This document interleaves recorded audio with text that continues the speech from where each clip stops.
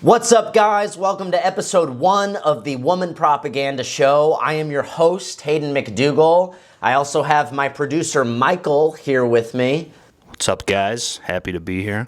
That's Mike, great guy. We make videos together. We run different social media pages together. We're having a great time spreading racism, misogyny, and other things of that matter online. But you may recognize me from some of my viral videos. Look at how easy that was. Black people did not build America, and they do not deserve reparations. Thank you. That's an instant classic right there. Instant classic? Yeah, that blew up. This is from my Woman Propaganda page. This is me dunking on Indians. We're in Times Square, hand washing clothes. Loads and loads of people are stopping, laughing. 60% of the world hand wash in lakes, rivers and streams, just like this. Why is that funny? 60% of the world do this. Get out of my country, dude. Yeah, we don't hand wash our clothes in America. F you. Why is it fun? It's not funny. Get the out of my country. Boom. That video got tens of millions of views. People agree. People felt me on that one. This is the original cucking ritual video. I kind of really made this term popular. I see people saying cucking ritual. I didn't invent the term, but I've gotten tens and tens of millions of views on saying cucking ritual. And there are a lot of cucking rituals going on. Watching sports is a cucking ritual. Doing things your wife should be doing is a cucking ritual. Your wife is your partner, not your mom. Your wife is your partner, not your mom. She is not a living maid or a hired cleaning crew, so she shouldn't have to pick up after you. This is a cucking ritual.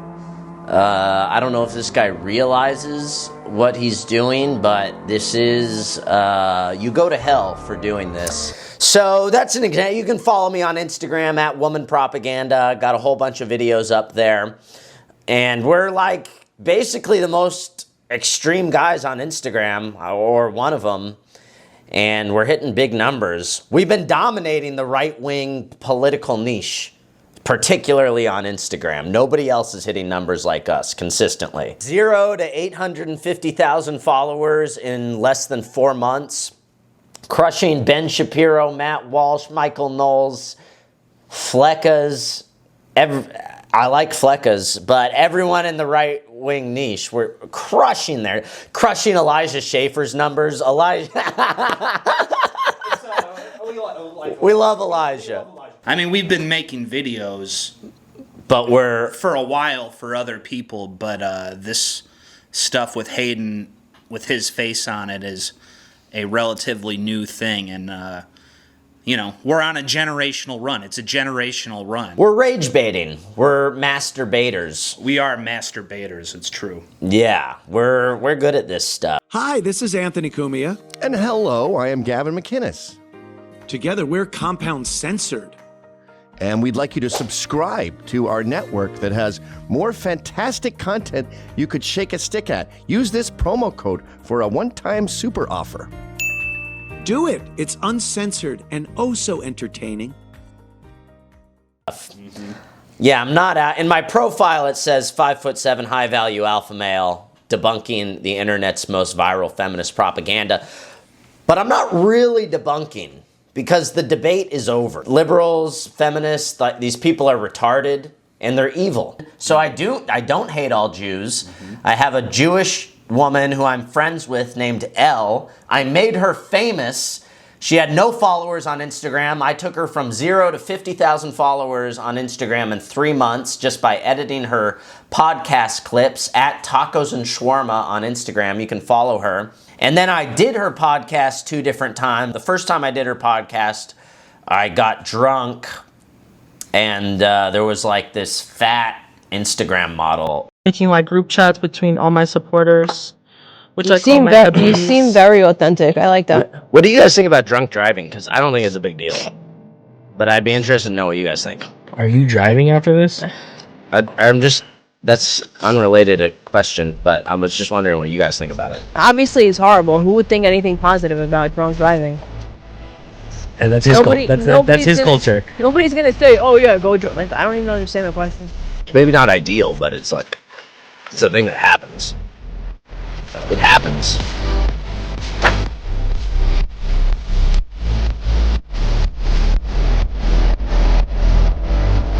And then there's just a montage of memes here. Try being the most oppressed minority in America, a recreational drunk driver. POV, you're having a great time. Drunk driving. It happens. I noticed when he was responding to you that he said it was your culture. And that was actually really true. Drunk driving is kind of a white thing. It's a white culture thing. Yeah. And these other races have ruined it for white people. They have, yeah, because white people are good at drunk driving. Yeah. I've never been in an accident, crash, anything in my whole entire life. I've allegedly drunk driven many, many times. Yeah.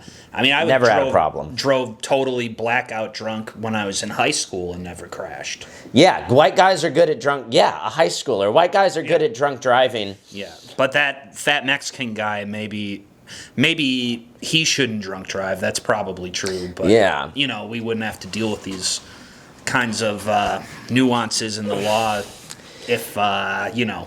Yeah, if we were a white country, white guys can pull this stuff off. But if we're sharing the country with people that can't handle freedom like that, it's making us less free. It ruins the vibe. You're taking the fun out of everything. We're living in a police state, and it's not even safe. I don't like it. Yeah, all because some non-white people can't hold their alcohol. Yeah. I fully agree. Non-whites should not be allowed to drunk drive, but totally. we need some sort of pass or special license that white guys can apply for. Yeah, but you get real with people about it, and they call you racist. Everyone knows that a white guy, most white guys can drunk drive no problem. Yeah. Especially in your own neighborhood. Yeah. I did a lot more drunk driving on the West Coast. There's way less cops on the West Coast. I am too nervous to drink and drive in South Carolina. South Carolina is a police state. It has to be because we have a lot of black people out here. So if you got a lot of blacks, you need more cops. Yeah, that's... But again, I just wish the cops were harassing the black people, not harassing the white people. So after making that Jewish woman famous and then walking away from that, there was a period of time where I was just focusing on making videos for all my different channels and meme pages. I made this edit of Oliver Tree destroying Ethan Klein, making Ethan Klein look like an idiot. This was very cleverly edited. I took moments that were like 8 minutes apart and put them together to make Ethan look even stupider. And this video blew up super big. It might have like 200 million views. Oliver Tree reposted it. So maybe you've seen it before, but I made this. It's doing pretty good. It's better than any of your videos. Yeah, that's for sure. I mean, wait, what is the biggest YouTube video you ever dropped? Was it Vape Nation? Yeah. Back when you were like still kind of culturally relevant? Yeah. Well, it was cool because you used to make stuff, and now you just critique stuff, and there's a big difference between people like me and people like you. Yeah. What happened? Yeah, I think everyone that's your fan wants to know, where did it all go wrong?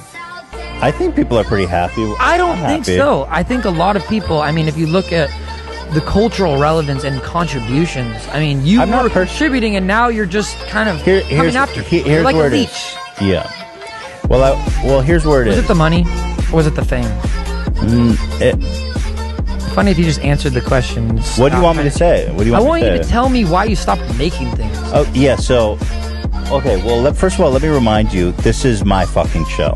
Yeah, well, it sucks. It's doing pretty good. It's better than... You can't even tell that's edited, right? That looks like one consistent 59-second long video. Ethan Klein called me Hitler Youth for that edit. I love how many right-wing pages posted this not knowing it was a bit. It wasn't a bit. That's a real fucking piece of art right there. You know who shared this? I came on, I got you to dress up like me, and then I completely said the facts we've been all waiting for. You know who shared this post? Who? Hitler Youth. All right, dude. Yeah. Those are your fans, brother. I have no idea what that is. Nice. Which is based, which That is is awesome. based. After that, I booked Alex Stein as a client. I got 50 million views on Alex Stein videos in the span of 1 month. Alex was trying to get me a job at Blaze TV. He almost did, but let me show you an Alex Stein video that I made. AOC, my favorite big booty Latina. I love you, AOC. You're my favorite. She wants to kill babies, but she's still beautiful. You look very beautiful in that dress. You look very sexy. Look at that booty on AOC. That's my favorite big booty Latina. I love it. My favorite AOC. Nice to meet you, AOC. Look how sexy she looks in that dress. Woo, I love it, AOC. Hot, hot, hot like a tamale. See this guy right there? Right there. When I was walking up, he said, hey, look at that big ass, look at that big juicy booty, this Latina, like whatever, you know, all the bunch of racist, sexist stuff. She pointed out that it happened in front of a Capitol police officer who she says did nothing to help her. It's really hard and it's really sad. AOC tweeted that she wanted to deck the guy but needed to catch a vote more than a case. But yeah, didn't get the job at Blaze TV. Lived in Dallas, Texas for a month, which fucking sucked. Salina, Texas Salina's a suburb north of Dallas. It's just India. It's just India in Texas. The Indians totally took it over. So, after getting fired by Alex Stein, I moved back in with my parents in San Diego. And then I reached out to Gavin McInnes, and Gavin hired me immediately. And I've been working for Gavin ever since. I run the Censored TV Twitter page. We're back on YouTube, running the Compound Censored YouTube channel. I made a whole bunch of edits for Gavin. Gavin was a little bit concerned when he saw this one, but I think it's good. How many fucking times have you seen a girl bragging about her black boyfriend, then in the next post she has a black eye? She goes from black guy to black eye, and then in the next post she's like, I'm having trouble dating. I'm also annoyed by these white women for constantly walking into the wood chipper. I think the rate of babies out of wedlock in the black community is 75%. But I read recently with white and black couples, white women and black men, it's above 95%. Much worse. Couldn't that contribute to the overall hatred of the idea of getting pregnant? They're like, I'll lose everything. It's like, no, well, maybe this is what the left is really talking about when they talk about abortion. I don't want to be punished for fucking a black guy. I think that's a banger. That's a banger video. I don't know why Gavin had a problem with that. That's just good shit. That's just good content, man. That's the truth, too. Everybody knows we got to speak up about this stuff. And that went viral for a reason. Yeah. Yeah, that went viral on a few different platforms. This next video, this also hit big numbers. I think this got like 1.5 million views on Instagram. I made this one. It's been pretty well established that the election was stolen. It's pretty well established that they are sabotaging Trump. All of these allegations are fucking bogus. I don't want to bridge the gap between the left and the right. Fuck you if you're a liberal. Fuck you if you hate Trump. Fuck you if you believe any of this bullshit. You're a retard, and I don't want to be in the same country as you. So, war. War. We're not here to be friends. You fucked up. You're sabotaging the country. You believe bullshit. And the bullshit you're believing, this propaganda comes from absolute fucking losers. It's boom. Boom. So true, Gavin. Mm-hmm. So true. It is really bad propaganda. That's why I say the debate is over. These liberals all got vaccinated and they're just like calling us racist, and it's just like, fuck you. You shouldn't even be allowed to vote. This is an Anthony Cumia clip that we made. We're in a race war. We just aren't fighting. We're still trying some ridiculous diplomacy or something. Or we're just not acknowledging that it's happening. This is such a blatant example of a racially based hate crime. This black woman was trying to murder a beautiful white girl. And a fucking aggravated assault, not attempted murder. And this is happening all the time.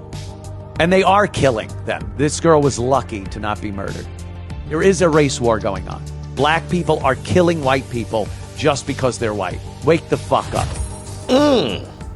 Preach. Wake up. It's funny because that could have been made at literally any time, because I don't even know which white girl that got murdered that he's talking about in that clip. Yeah. Or got her ass kicked or whatever. It's all the time. It happens all the time, yeah. This really is evergreen content. Yeah, this could have been posted 6 years ago. It could have been posted today, and it's the same message every time. We're going after blacks, women, Jews. So while working for Gavin, I also met Elijah Schaefer. Made clips for Elijah for about a year. Elijah didn't really like this clip, but it did go viral and get reposted, retweeted by Andrew Tate. I have a son. You know what kids are like. You're probably good with kids. You're a lady. Here's the deal. A kid will walk up to you. He'll take a little bit of his boogers, some water he took from his juice cup, some fucking wooden sticks in a cup, and he'll hand it to you. And he thinks he made you a meal. And he's really proud, and he hands it to you, and he goes, "Look, Mom, I made you something." Now, you're smart because you're an adult. You're a woman. You go, "That's fucking boogers and sticks and shit." Because why? Because your position, your authority as his mother, you know at his education, his mental capacity, that you know better than him. You know what? You still take it and go, "Oh, it's so cute." You're not grateful for it. You're not going to eat it. You know what's up. That's how men see women's careers and their money, okay? Women presented to men like, "Look at my job and my career," and it's a cup of shit and sticks. And we say, "How cute," and we're nice to you. We're nice to you, but we don't care. And you can argue it. You can argue it, but it's reality. Women's careers are a cup of sticks and shit. I totally agree. But Tate retweeted it. That's awesome. That's a W. That's a W. Moving on. I am a groiper. So is Michael. Yep. We kill die for Nick. We kill die for Nicholas J. Fuentes. I've always liked Nick, but I didn't like really get into clipping him and whatnot until maybe 2 years ago. And this is a video I made that blew up. This has several million views. And it blows up again every time it gets reposted. But this is Nick on the Fresh and Fit podcast. Yeah, the point is that, blacks picking cotton doesn't mean that they built America. Moreover, all of the wealth that they created in the South was destroyed by the Civil War. Civil War destroyed the entire South. And by the end of it, there was almost nothing left. They were occupied by the North for a generation. So, the notion that blacks built America, whites built America. Yeah, everybody's always talking about education and stuff. And they say, well, the reason that the blacks and Hispanics aren't performing so well is because the schools aren't funded. The schools aren't good. There's not one reason, I don't think. I think there is. And the reason is that when you look at IQ tests, blacks score one full standard deviation lower than whites on average on IQ tests. But we're not even getting the same education. We're not even getting the same. IQ doesn't have anything to do with education. IQ is innate. Do you think that it is are you talking about a nature versus nurture argument here? Yeah, I'm saying it's genetic. So you believe that black people are inherently dumber? I'm saying on average. So the fact that we are oppressed, so you think it has... Yeah, but we're not even getting the same education, though. No, that's beautiful. Telling black women, a bunch of angry liberal black women, that on average blacks have lower IQs than whites, and then you don't get attacked. That's impressive. Yeah, takes skill. Yeah. Well, well done, Nick. I have another one that I made. Nick reposted this on his Telegram. This one blew up, but this is a meme format. I've done this many times with a few different people, where you just remove the background and put them in a coffee shop. It's POV. We're on our first date. It matters quite a bit, actually, that the people that are programming the AI hate whites. Pretty scary stuff. You can hate whites for kind of anything, but if you hate whites and you run AI, they could kill all white people. They literally could do that. A rogue, woke POC, whatever, could kill all white people with artificial intelligence and robotics. It's a different world. People don't understand the danger. So it's very similar to, if you saw Oppenheimer, it's like the prospect of the Nazis getting the nuclear bomb. This is like, we can't let the Jews control AI. I fear that they will, though. I fear that they will. And this may have prophetic, apocalyptic implications if the Jews control AI. prophetic apocalyptic implications if the Jews control AI. And then Michael made this one. This one's a banger too. This we put this out like the day after that big hurricane hit North Carolina. We as white people used to look out for each other, but then we were told that was racist. So we started looking out for other people too. And now the country's full of black people that look out for each other, Indians that look out for each other, Chinese people that look out for each other, Jews that look out for each other. And we're still looking out for everybody else. We're out there trying to prove how much we're looking out for everybody else other than our own people. And as a consequence, we're the last in line when a hurricane destroys a white city. We're the last in line when a white person calls the police. We're the last in line to get benefits from the government when COVID hits. We're the last in line when we apply to college or a job at a prestigious corporation. And we're the only ones being ridiculed and attacked. We're the ones who can be racist against, and you can mock our religion, because we were too busy looking out for everybody else while they were all looking out for themselves. Democrats call me a racist. Conservatives, Republicans say I'm a real white supremacist, I'm a real white nationalist, I'm a real bad guy. When they tell me that I should just be an individualist and America's for everybody, my message is them first. Them first. Banger. Yeah, it's on the whole individualist thing. You know, it's only white people that do that or go along with that at all. Nobody else. Blacks act as a collective. Indians, when they come here, Mexicans, these people all see themselves as a group. It's only white people that are claiming we're all individuals, man. Skin color doesn't matter. The other groups don't feel this way. Do you agree with that? Yeah, of course I agree with that. I mean, yeah, you only have the luxury to embrace individualism in this like radical way that Americans do if your country is like 80% white or more, 90% white. Like once it becomes what we have now, white people can't really afford to operate as individuals anymore. No, it's gonna get us killed. Yeah. It's literally, for white people to continue to claim we're all individuals, like that stuff's literally gonna get us killed. In a world full of collectivists, individualism is suicide. Yeah. So white people are gonna have to eventually collectivize. I'm sure we will. It'll probably happen naturally once we become 30% of the population. Yeah. I think once we are really a visible minority, probably we'll start to realize, oh, being white actually is a thing. And I have more in common with other white people than with these low IQ gang-banging thugs. Yeah. Well, this generation of kids right now, they are already the first American generation where the white kids are less than 50%. They're still the largest group, but they're less than 50% of the youngest generation in schools right now. So those white kids, you're not gonna have to convince them to be racist. They're just gonna learn from experience as they grow up.